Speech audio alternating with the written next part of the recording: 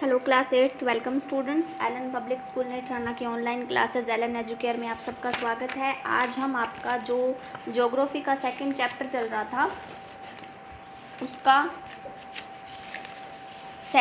Next part करने जा रहे हैं, जिसमें हमने लैंड के बारे में, सॉइल के बारे में, वाटर के बारे में पढ़ा था। उसमें आज हम नेचुरल रिसोर्सेज में किसके बारे में पढ़ने जा रहे हैं। आज हम स्टार्ट करेंगे natural vegetation as a resource. ठीक है, तो नेचुरल जो वेजिटेशन होनी है यानी कि प्राकृतिक जो वनस्पति है वो एक रिसोर्स के रूप में किस तरीके से हमारे लिए यूज़फुल है, स्टार्ट करते हैं। We see various types of plants and vegetation growing naturally all around us. हम हमारे चारों ओर अलग अलग टाइप के प्लांट्स और वेजिटेशन यानी वनस्पति को नेचुरली उगते हुए देखते हैं।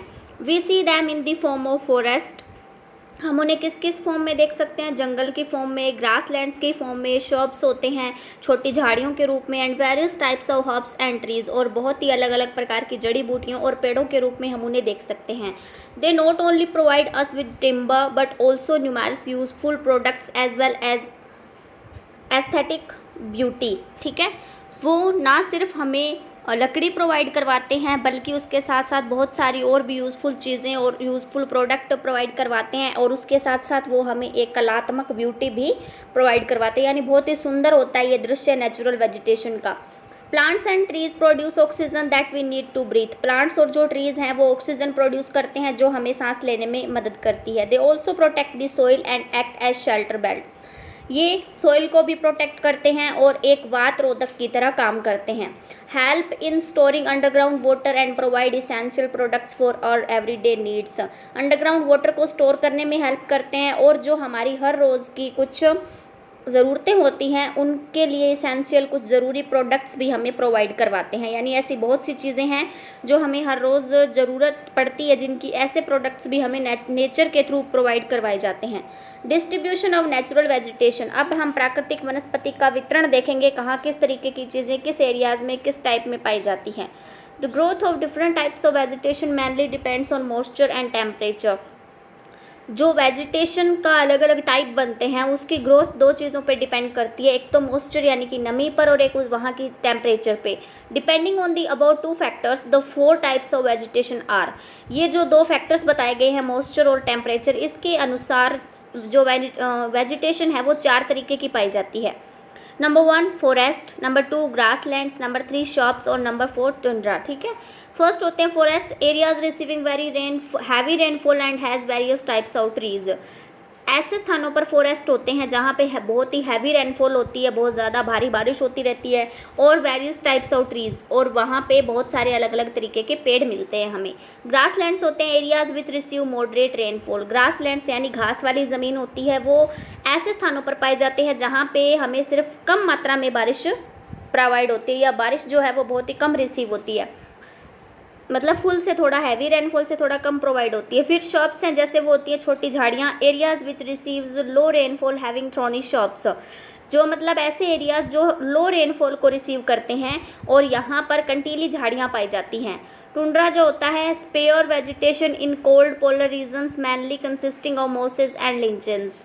जो स्पेयर वेजिटेशन होती है यानी काफ़ी बिखराव में पाई जाने वाली वेजिटेशन होती है, जो कोल्ड पोलर रीजन्स में पाई जाती है, यानी कि जो ऊपरी और नीचे किनारे वाले जो क्षेत्र होते हैं जिनके अंदर ठंड बहुत ज़्यादा होती है, ध्रुवीय क्षेत्रों पर वहाँ पर पाए जाते हैं। और इनके अंदर यानी कि जैसे काई होती है और शैवाल होते हैं ना, ये मुख्यतः पाए जाते हैं। टाइप्स ऑफ फॉरेस्ट देखेंगे। Depending on when the trees shed their leaves forest can be classified as evergreen and deciduous. ठीक है, तो मतलब ट्रीज जो है वो अपनी पत्तियों की छाया कब तक देते हैं, इस बात पर यानी इसके आधार पर फॉरेस्ट को 2 टाइप में क्लासिफाई किया गया है, एक तो एवरग्रीन और एक डेसिडियस। यानी एवरग्रीन मतलब सदाबहार, और दूसरे होते हैं पतझड़ी वृक्ष। ऐसे जंगल जो ऐसे पेड़ जो पतझड़ के टाइम अपनी पत्तियां खो देते हैं, और ऐसे पेड़ जो हमेशा हरे भरे रहते हैं वो सदाबहार पेड़। अब इनके अंदर डिफरेंस जानेंगे हम क्या है। सबसे पहले हम स्टार्ट करते हैं एवरग्रीन फॉरेस्ट। ठीक है, एवरग्रीन फॉरेस्ट यानी सदाबहार one. They do not shade their leaves simultaneously in any season during the year, hence they remain green as the tree have leaves on them through out the year. ये जो पेड़ है ये अपनी पत्तियाँ एक साथ हमेशा अपने साथ रखते हैं, किसी भी सीज़न में, पूरे साल के अंदर किसी भी सीज़न में ये अपनी पत्तियाँ नहीं गिराते, ठीक है। यानी थ्रू आउट द ईयर इनकी पत्तियाँ हमेशा इन पेड़ों पर रहती है, यानी हमेशा हरे भरे रहते हैं। They always have the green cover of leaves through out the year. इनके ऊपर हमेशा ही हरी पत्तियों का कवरअप रहता है पूरे साल। दे आर नॉट डिवॉर्ड to leaves at any time of year. ये साल के किसी भी समय में अपनी पत्तियों को नहीं गिराते हैं या बिना पत्तियों के नहीं होते। They are found in areas which receive more than 200 centimetre of rainfall in a year. ये उन एरियाज में पाए जाते हैं जहाँ पे पूरे साल में 200 सेंटीमीटर से ज़्यादा तक की रेनफॉल होती है। उसके बाद evergreen forest are mainly found in equatorial regions, central America along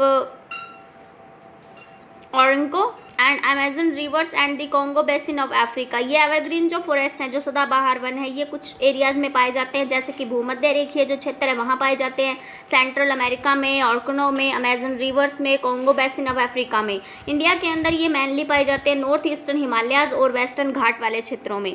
trees जो यहाँ पर पाए जाते हैं वो है पाइन, केडर और लर्च, ठीक है। ये होते हैं देवदार का पेड़ होता है, उसकी लकड़ी, और देवदार का पेड़, ठीक है। ये होते हैं ट्रीज जो जहाँ पे पाए जाते हैं। उसके बाद में है डेसिडस फॉरेस्ट, यानी कि पतझड़ी वन। The trees shed all their leaves in a particular season of the year to conserve the loss of water due to transpiration. यानी कि ये जो पेड़ होते हैं ये अपनी पत्तियां एक ईयर के एक पर्टिकुलर सीजन में ही रखते हैं अपने पास में, to conserve the loss of water. जब पानी की कमी होती है उसे कंजर्व करते हैं। ट्रांसपिरेशन यानी प्रस्वेदन के दौरान जब ये लॉस वाटर को कंजर्व करते हैं उस टाइम तक ही इनके अंदर मतलब ये पत्तियां रहती हैं। दे लुक बैरन, ये बंजर जैसे दिखते हैं, without the leaves in some particular months of the year and green some months. कुछ महीनों में तो, साल के कुछ महीनों में तो ये हरे भरे दिखते हैं और साल के कुछ महीनों में ये अपनी पत्तियों के बिना एकदम बंजर दिखते हैं। They are found in areas which receive between 75 to 150 centimetre of rainfall in a year. ये जिन एरियाज में पाए जाते हैं वो हैं 75 से 150 सेंटीमीटर तक रेनफॉल जहाँ मिलती है पूरे साल में, ऐसे एरियाज में ये वन पाए जाते हैं। Deciduous forests are of two types depending mainly on their location in different latitudes. In forest को दो टाइप्स में बांटा गया है, वो भी मेनली उस पर डिपेंड करते हैं कि उनकी लोकेशन अलग अलग लैटिट्यूड्स में कहाँ है। इस आधार पर इन्हें दो भागों में डिवाइड किया गया है। एक तो है ट्रॉपिकल फॉरेस्ट और दूसरा है टेम्परेट फॉरेस्ट। जो ट्रॉपिकल फॉरेस्ट है वो पाए जाते हैं केले, साउथ अफ्रीका और साउथ अमेरिका और साउथ ऑस्ट्रेलिया में, और जो टेम्परेट फॉरेस्ट है वो पाए जाते हैं north central Europe, eastern Asia और ईस्टर्न यूनाइटेड स्टेट्स में। यहाँ जो पेड़ पाए जाते हैं वो हैं trees, maple, oak, willow etcetera, ठीक है। ये यहाँ पे पेड़ पाए जाते हैं। उसके बाद है कंजर्वेशन ऑफ नेचुरल वेजिटेशन। इस प्राकृतिक वनस्पति जो खराब हो रही है या दिनों दिन घटती जा रही है उसको हम कंजर्व कैसे कर सकते हैं, संरक्षित कैसे कर सकते हैं। Due to growing population and increase in the demand and needs of people, large areas of forest cover has been cleared. एक तो पॉपुलेशन बढ़ने के कारण और जो लोगों की हर रोज़ की ज़रूरतों की जो डिमांड है वो इंक्रीज़ हो रही है, इस वजह से फॉरेस्ट के काफ़ी बड़े एरियाज़ को क्या किया जा रहा है, साफ़ किया जा रहा है। Hence there is an urgent need to conserve this valuable natural resource. इसलिए ये बहुत ही ज़रूरी हो गया है कि इस एक नेचुरल रिसोर्स को, महत्वपूर्ण नेचुरल रिसोर्स को कंजर्व किया जाए। The various ways in which we can conserve natural vegetation, बहुत से ऐसे तरीके हैं जिनसे हम प्राकृतिक वनस्पति को संरक्षित कर सकते हैं। जैसे सबसे पहले रिड्यूसिंग सॉइल इरोशन, जो मिट्टी का अपरदन होता है, कटाव होता है, उसे कम करके। Second is planting more trees, ज़्यादा से ज़्यादा पेड़ लगाकर। Number 3 using native plants for landscaping, भूदृश्यों के अंदर वहाँ से जुड़े मूल जो पेड़ है जो यूज़फुल हो सकते हैं उनका यूज़ करके। कंट्रोलिंग फॉरेस्ट फायर्स, जंगलों में लगने वाली आग को कंट्रोल करके। Setting up national parks, biosphere reserves to protect vegetation, vegetation को प्रोटेक्ट करने के लिए हम नेशनल पार्क सेट कर सकते हैं, बायोस्फीयर रिजर्व्स बना सकते हैं। Conservation of lakes, creeks and wetlands to prevent precious resources from depletion, हम झीलों का और जो आर्द्र प्रदेश होते हैं उनका कंजर्वेशन करके, उनको संरक्षित करके हम प्रीसियस जो रिसोर्स है हमारा, उसे हम क्या कर सकते हैं, उसकी कमी आने से उसे बचा सकते हैं या रोक सकते हैं। Awareness programmes like social forestry and Van Mahotsav should be increased at all levels. Awareness programme यानी जागरूकता वाले प्रोग्राम्स जो सोशल, जैसे कि सोशल फॉरेस्ट्री हो गया, वन महोत्सव हो गया, ये बड़े लेवल पर इनको स्टार्ट किया जाना चाहिए। Conserving natural vegetation also helps in maintaining the habitat for wild animals. अगर हम नेचुरल वेजिटेशन को संरक्षित करते हैं तो इससे जो वाइल्ड एनिमल्स है, जंगली जानवर है, उनके हैबिटेट को भी मेंटेन कर सकते हैं, यानी उनको रहने के लिए स्थान भी मिलते रहेंगे। Wildlife as a resource. अब हम पढ़ेंगे वाइल्ड लाइफ के बारे में, जंगली जीवन जो है वो एक रिसोर्स के रूप में किस तरह यूजफुल है। There is a hugely diverse animal world throughout the earth which can be broadly classified into wildlife and domesticated animals। मतलब जो अलग अलग प्रकार के ह्यूजली बहुत ज़्यादा विशाल डाइवर्स अलग अलग एनिमल्स पूरे वर्ल्ड में थ्रू आउट द अर्थ पूरी धरती पर पाए जाते हैं और जिन्हें ब्रॉडली क्लासीफाई किया गया दो भागों में, एक तो वाइल्ड लाइफ और एक डोमेस्टिकेटेड एनिमल्स, एक पालतू जानवर और कुछ जंगली जानवर। Some animals are domesticated by humans for various benefits for their livelihood, while wildlife consists of those animals which are not being used to direct human benefit and exist in nature on land, in air and water। जो कुछ animals ऐसे होते हैं जिन्हें आदमी पालता है अपने कुछ बेनिफिट्स के लिए, अपने जीवन में उनसे कुछ उपयोग करता है, उनका बेनिफिट होता है, इसलिए उन्हें पालता है। जबकि जो वाइल्ड लाइफ है, जंगली जो जीवन है, उसके अंदर काफ़ी सारे एनिमल्स ऐसे होते हैं जो डायरेक्टली ह्यूमन बीइंग के लिए बेनिफिशियल नहीं होते या डायरेक्टली कोई बेनिफिट के लायक नहीं होते, लेकिन वो इस ज़मीन पर, इस नेचर में, हवा में, पानी में, हर जगह पाए जाते हैं। अब देखेंगे हम डिस्ट्रीब्यूशन ऑफ वाइल्ड लाइफ, जंगली जीवन का वितरण किस तरीके की वाइल्ड लाइफ कहाँ पाई जाती है। Various forms of wildlife is found in all ecosystems. पूरे इकोसिस्टम के अंदर अलग अलग प्रकार की वाइल्ड लाइफ की फॉर्म पाई जाती हैं। Different forms of wildlife is found in distinct areas in desert, forest, plains, snow covered regions.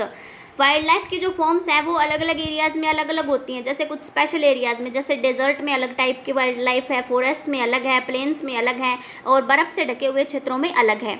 All the animals have preferred areas of habitation which are suitable for their survival. सब के सब animals के लिए उनके जो निवास स्थान के जो एरियाज़ हैं वो उनके सर्वाइवल के अनुकूल हैं। They have adapted themselves to surviving in the geographical conditions of particular regions।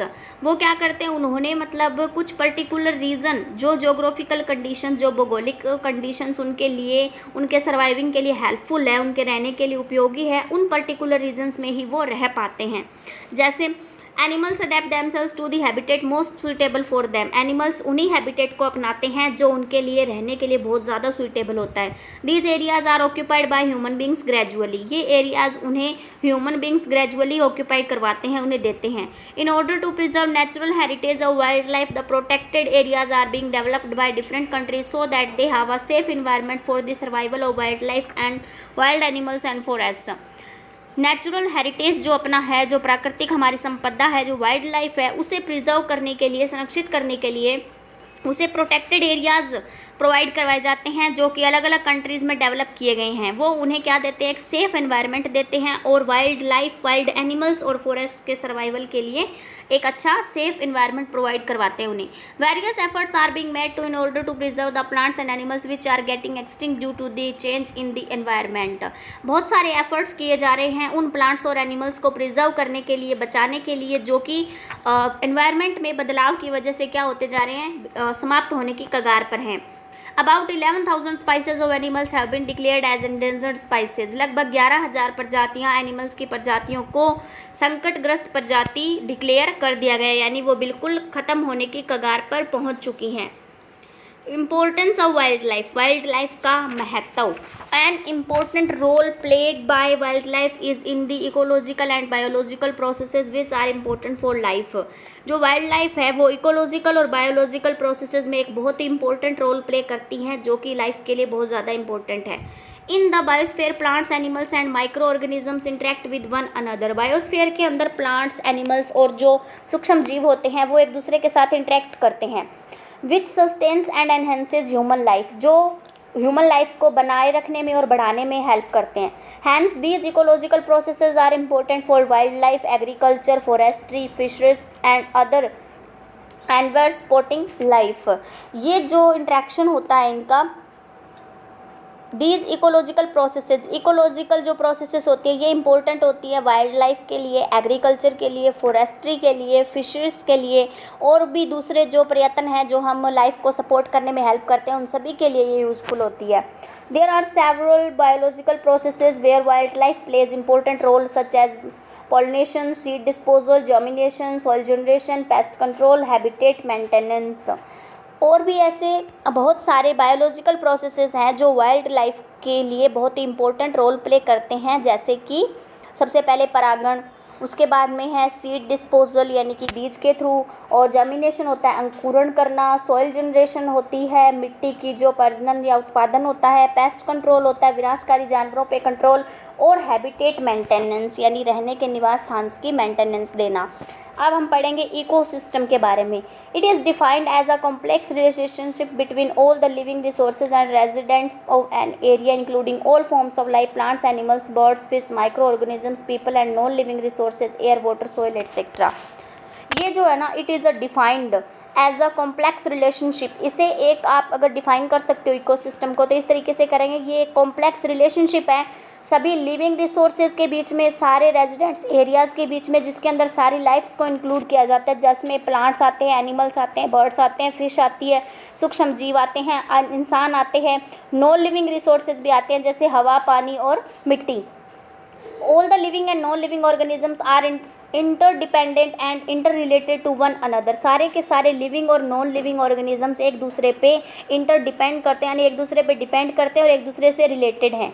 And if one disappears the others would also be affected. अगर एक उनमें से गायब हो जाए, अगर उनमें से एक भी गायब हो जाए तो दूसरे पे, सभी पे, बाकी सब पे उसका इफेक्ट पड़ता है। कंजर्वेशन ऑफ वाइल्ड लाइफ, हम वाइल्ड लाइफ को किस तरीके से संरक्षित कर सकते हैं। Forest are the natural habitat for wildlife and they help in maintaining the ecosystem. Forests जो हैं वो वाइल्ड लाइफ के लिए नेचुरल निवास स्थान होते हैं, यानी नेचर उन्हें प्रोवाइड करवाता है ये जगह रहने के लिए, और ये साथ में हमारे इकोसिस्टम को मेंटेन करने में भी हेल्प करते हैं। Many species of animals have been vulnerable and endangered, and some of these have either become extinct and are on the verge of extinction। बहुत सारी ऐसी जानवरों की प्रजातियां हैं जो असुरक्षित हैं या फिर संकटग्रस्त हैं, और उनमें से कुछ तो ऐसी हैं जिन्हें या तो मतलब खत्म हो चुकी हैं या फिर खत्म होने की कगार पर हैं।